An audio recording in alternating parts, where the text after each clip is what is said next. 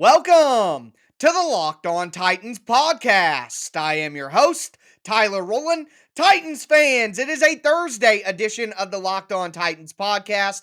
On today's show, we are going to go over the comments made at the Combine by Tennessee Titans General Manager Jon Robinson and Titans head coach Mike Vrabel. They touch on a bunch of things, including Jon Robinson's emotions after that loss to the Cincinnati Bengals, contract extension talks for Harold Landry, contract extension talks for A.J. Brown, and will Dillon Radunz be a starter for the Titans next year? Comments on all of that and more on a Thursday edition of the Locked On Titans podcast.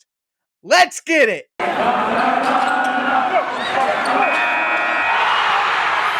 are Locked On Titans, your daily Tennessee Titans podcast, part of the Locked On Podcast Network, your team every day.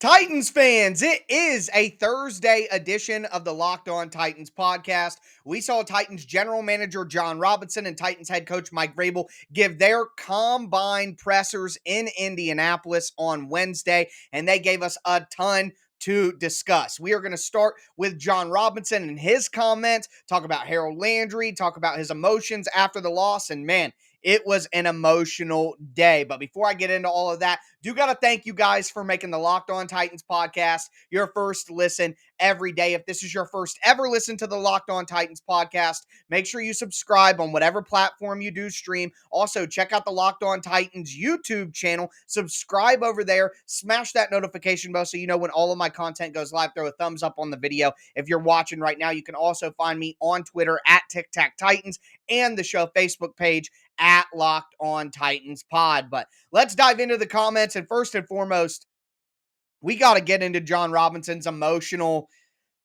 episode. Kind of a breakdown in the middle of answering a question in a medium scrum. And quite frankly, it makes me have so much more admiration, more than I already did, for Jon Robinson, a general manager who has his flaws, has his misses, but has essentially turned this franchise into one of the best, most consistent franchises in the NFL and had the most successful 6-year stretch of any general manager in Tennessee Titans history. So got to give a lot of credit to Jon Robinson. And one of the things that kind of verifies or solidifies my feelings for Jon Robinson as the general manager is the way that he answered this question. They asked him about his emotions after the playoff loss or just his thoughts after the season came to an end. And Jon Robinson said, "That keeps me up at night." And from that point, I'm not going to sugarcoat it, guys. Jon Robinson teared up. He was emotional, and he took about 20 to 30 seconds to collect himself before he could get out the rest of his answer. He was clearly emotional during this answer, and I would encourage you to go check out the video. I retweeted it on Twitter at TicTacTitans. Jim Wyatt, John Glenn, Teron Davenport all had video as well. Paul Kaharski, of course. So go check out the video if maybe I'm not getting across, but Jon Robinson really had an emotional moment. Once he was able to continue, though, he said, "The trust that ownership has put in me are fans." And I mean, that stadium was rocking now, and you can only imagine what it would have been like the next week. So, pretty long list of stuff that I've got to be better at, end quote. I mean, you could just tell he was playing it out in his mind, and I wonder how many times Jon Robinson has played through that game in his mind. Again, you get 9 sacks, tying a playoff record. AJ and Julio combined for over 200 yards. You rush as a team for over 140 yards and a rushing touchdown. You get a turnover that sets you up for a score, and to have it fall apart the way that it did. As I tweeted when I saw the video, Jon Robinson knew that the year for the Titans to win the Super Bowl was 2021, and Ryan Tannehill blew it for him. So those emotions came out. Of course, he didn't say all that, but I'll say it for him. He can't say that as the guy who runs the team. So that was an emotional moment.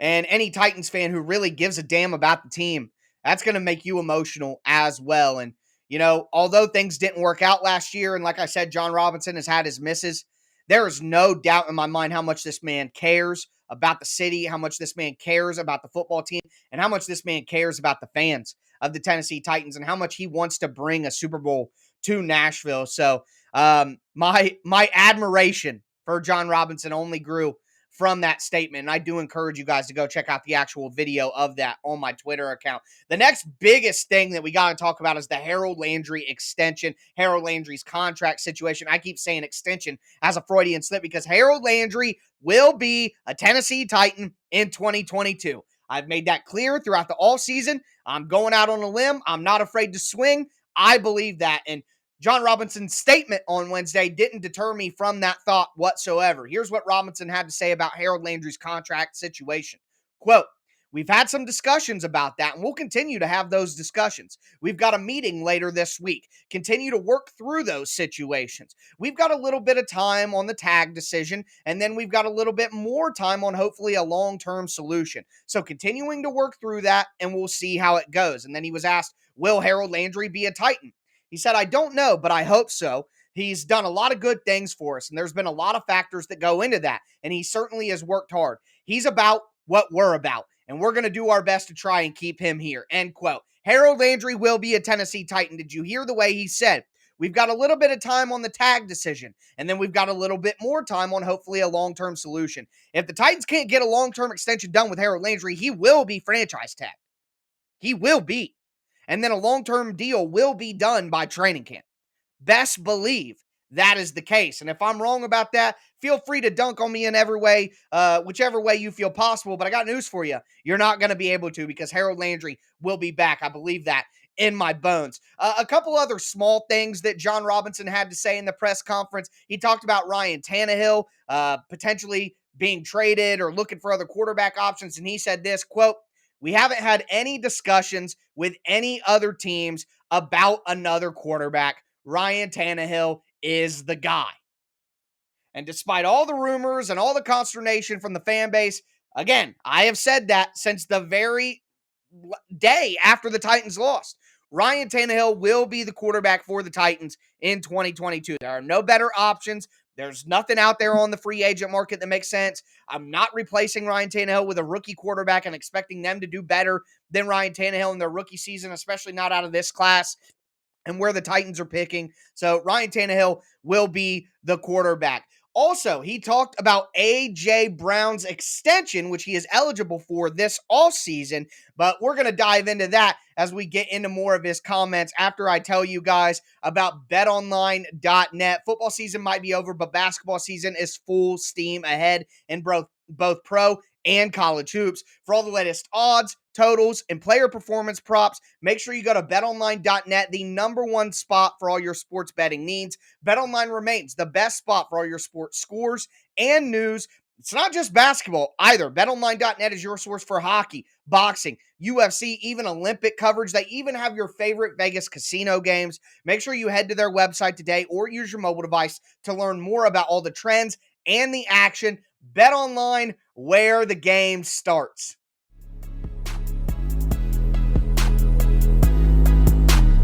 Titans fans, we are going to continue breaking down Jon Robinson's comments from his press conference at the Combine in Indianapolis. We just heard his comments on Harold Landry. We heard his comments on the playoff loss, heard his comments on Ryan Tannehill. But now I want to get into some other comments that he made that are kind of more player specific. Talk about A.J. Brown, talk about Julio Jones, talking about the offensive line as well. So a lot still to dive into coming out of that press conference. Before we get into it, want to thank you guys again for making the Locked On Titans podcast your first listen every day. Make sure you check out the Locked On Titans podcast on whatever platform that you do stream. Also, check out the show on video on the Locked On Titans YouTube page. But continuing to go forward here, taking a look at some of the other things Jon Robinson had to say, I want to talk about the offensive line. So obviously Ben Jones is a free agent. There's a lot of conversation about Roger Saffold's contract, Taylor Lewan's contract. Will the Titans be able to keep any semblance of continuity along the offensive line? Well, this is what Jon Robinson had to say about the offensive line situation. Quote, "That group has been together for a long time and they know each other. There's something to be said when you have that type of continuity with your front. Those are some of the decisions we're having to work through with Ben and trying to keep him and looking at all the positions on our football team with decisions we're going to have to make." And he also added, when talking about contract restructures in general, he said, quote, "Difficult decisions will be made on whether some guys get released or restructured." And We've talked through all of the players that are kind of on that chopping block that makes sense to be a part of that conversation. And Robinson's right.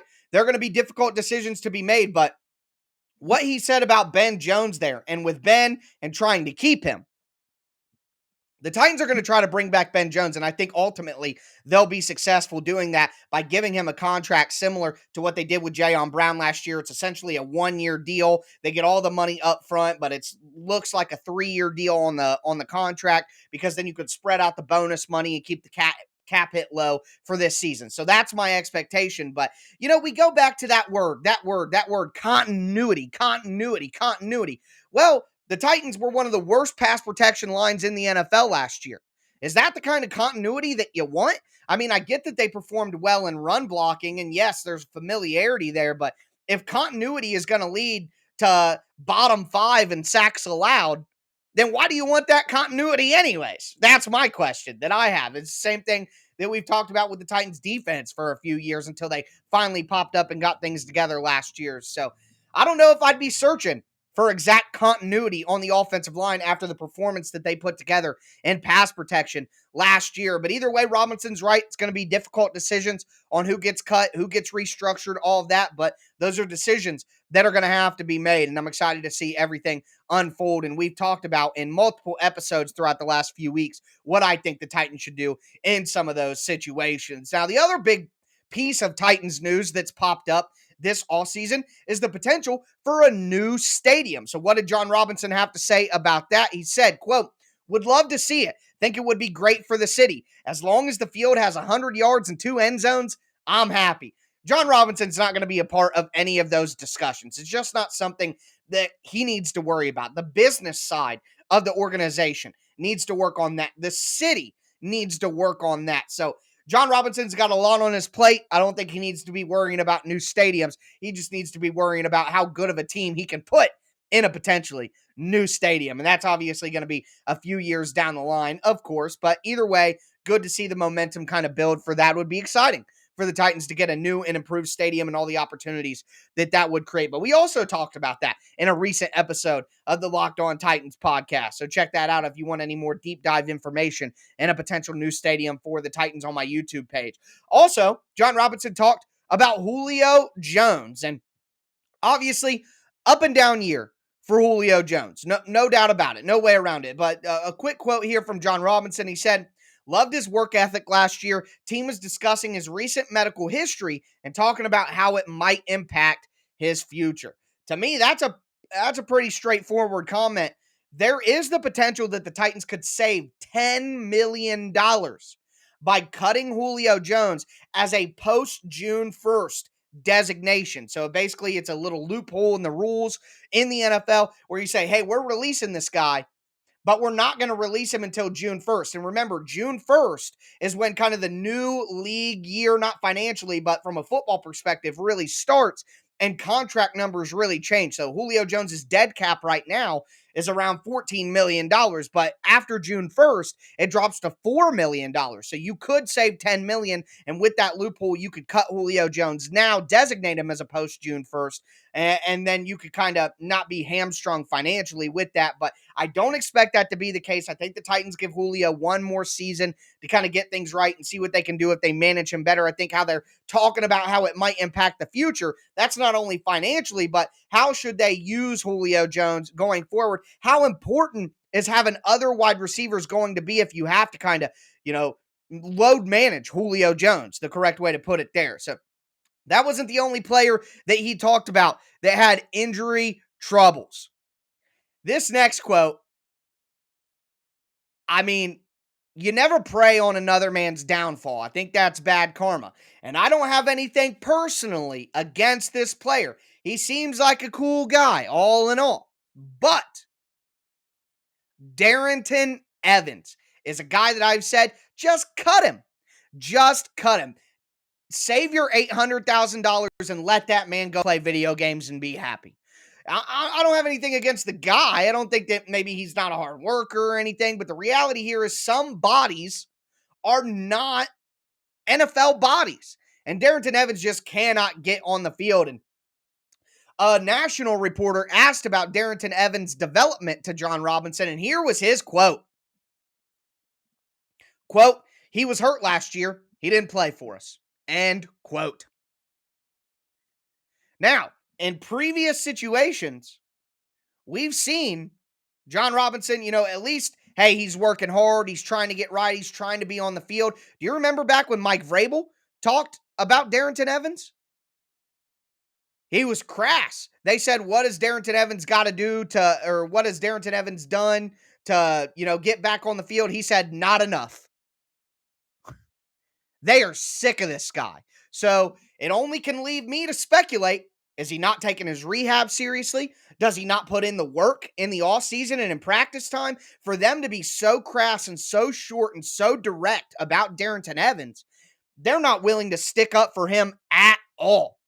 And they would if he was a good teammate and he was doing everything that he could. So from my perspective, that says to me behind the scenes, Darrynton Evans isn't taking care of business. And I know it's only $800,000, and there are some people out there who think, hey, give the guy one more shot. He's got some upside. For me, cut him. I'd rather have Dontrell Hilliard. I'd rather have Dante Foreman. I'd rather have a slew of other running backs or undrafted free agent guys. Heck, bring back Mekhi Sargent from last year. I don't care. I'm done wasting money and wasting a roster spot on a guy who just can't hack it.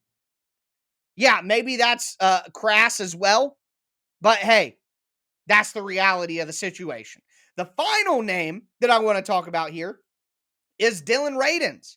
And Jon Robinson wasn't the only one to talk about Dillon Radunz. And the quote from Mike Vrabel may get people going a little bit, but I'm here to tamper things down, of course. But here's what Robinson had to say about Dillon Radunz. He said, quote, "We've worked with Dillon at guard and tackle. His future position is to be determined, but most of his experience is at tackle."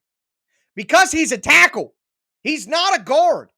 Don't try to reinvent the wheel here. Don't overthink it. Let the man play the position that got him to the NFL. Let the man play the position that he's played since high school. What are we doing here? It was always silly to work him at guard. It was always silly to make that a primary thing that he had to focus on. Let that man play tackle. And I think Jon Robinson saying that is his way of telling the coaching staff the guy is a tackle. Let him be that. But we got a lot more Dillon Radunz to talk about when we go over Mike Vrabel's comments. Before we get into his comments, though, I do just want to tell you guys about the Locked On NFL show. It's all of the national NFL news that you need in under 30 minutes, Monday through Friday. A bunch of different Locked On hosts join up to make the show. I am actually the host of today's show, Thursday's show. So go check it out. I would greatly appreciate it. You get your Titans news here with me. Get your national NFL news with me and my boy Alex Clancy from Locked On Cardinals on the Thursday Locked On NFL show. Check it out. I promise you won't be disappointed. It's free and available on all platforms. But we're going to get into Mike Vrabel's comments now.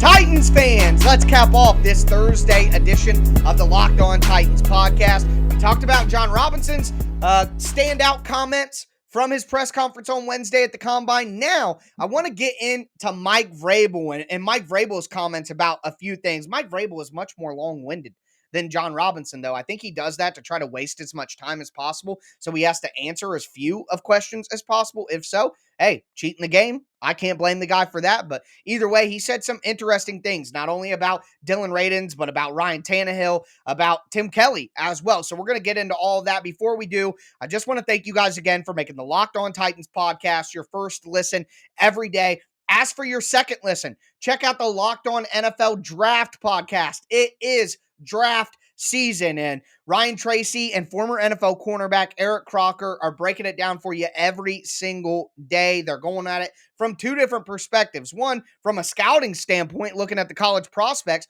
but also looking at things from an NFL front office point of view. I think that's very important as well. So make sure you check out the Locked On NFL Draft podcast. I know I'm telling you guys about Locked On podcasts all the time, but they're really good. So check them out. That's all I can tell you on that. But moving into Mike Vrabel's comments here, we are going to start where we ended with Dillon Radunz.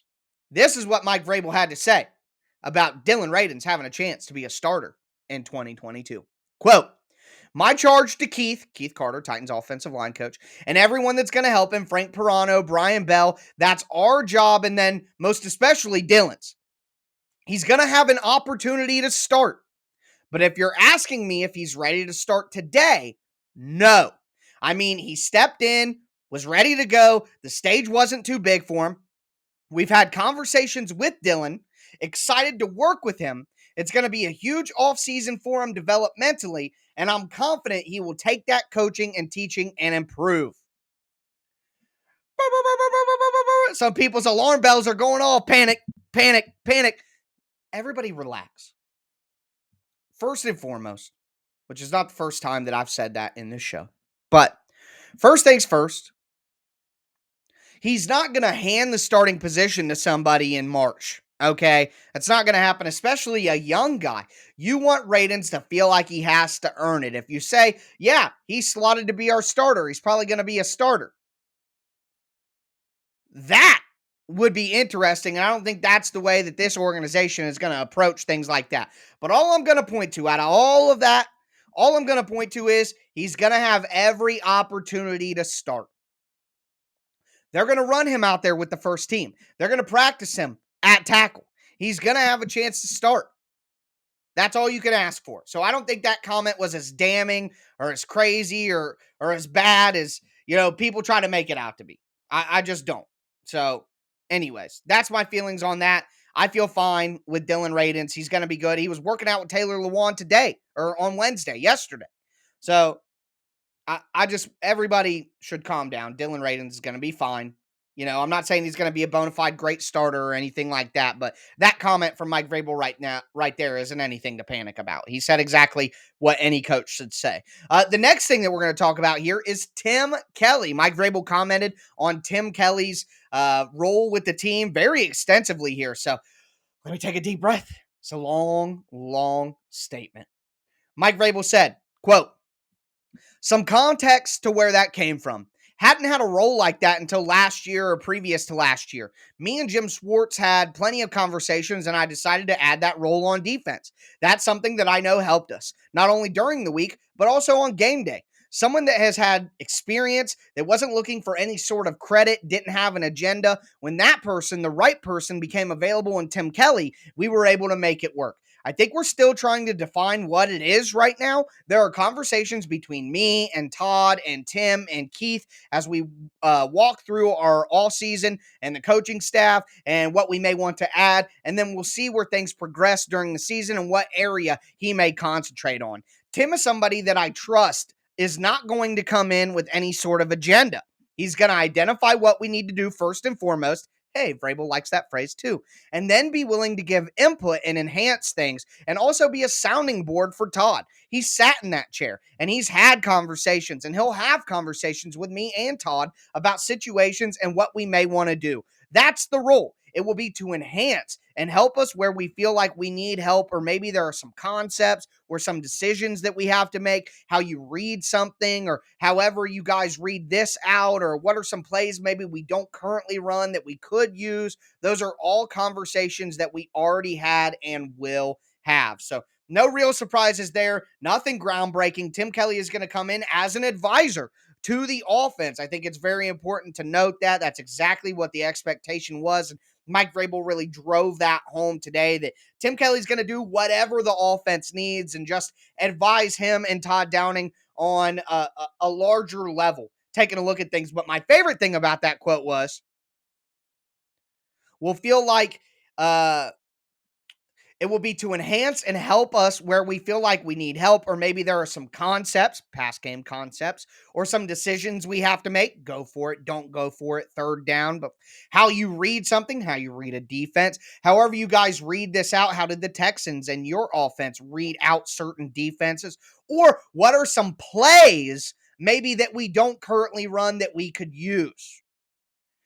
adding some more complex passing plays with some more complex route combinations will be key. And I love everything that I heard there from Mike Vrabel. The last thing that we're going to hit on here is Mike Vrabel talking about Ryan Tannehill. So we heard Jon Robinson's comments, basically shooting down any trade talk. Ryan Tannehill is our guy. Well, if you remember, Mike Vrabel talked about being better around Ryan Tannehill at the end of the year. So what does that exactly mean? Vrabel was asked at the combine. He said, quote, everybody has an expectation. There is an expectation for a lineman to protect inside out, not get beat inside, making sure that we are firm in the middle of the pocket and we run the edge rushers by.